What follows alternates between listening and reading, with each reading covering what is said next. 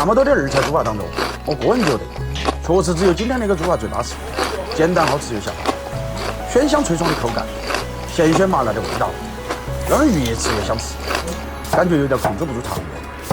把二菜洗干净了就盖刀，切成厚薄均匀的薄片，刀工不好的可以削起切，更方便下刀。把切好的二菜装入大盆中，撒上少许的盐，先把二菜腌制一下，撒上水，不然二菜会有一股苦味，吃起来就不舒服。最近这段时间的菜价有点高了，到家卖1块多的二菜，真正卖到了6块5。带叶子的折耳根清洗干净，再根据实际情况摘成2节。折耳根现在也不便宜，20块钱1斤，吃的都是人民币的味道。准备辅料：备少许的大蒜，撇破后剁成蒜苗；红小米辣准备少许，切成小圈圈了备用；香葱1小把，切成小颗颗后备用。注意不是葱花喽。再准备点元蓿，切碎后备用。现在打个味碟，豌豆加入蒜蓉、辣椒粉、小米辣、花椒面，把热油浇入碗中，用高温激发出香味。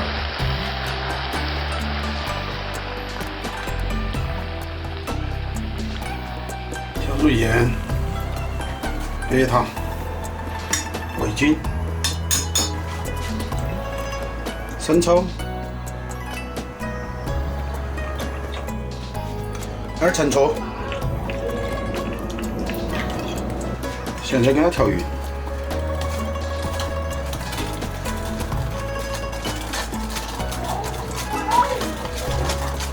把腌炒的二菜用清水清洗干净，二菜第一遍出来就水有成油，洗干净了就没得了。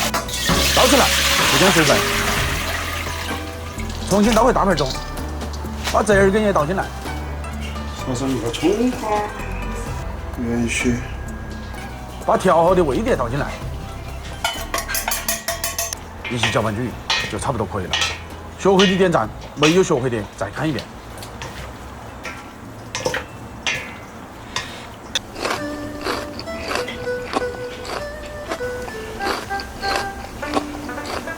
我们不是人民币，做不到让每一个人都喜欢。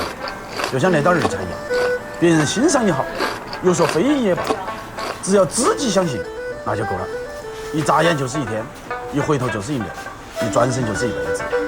时光经不起蹉跎，岁月经不起挥霍。人生的舞台没得彩排，明天我们一起努力。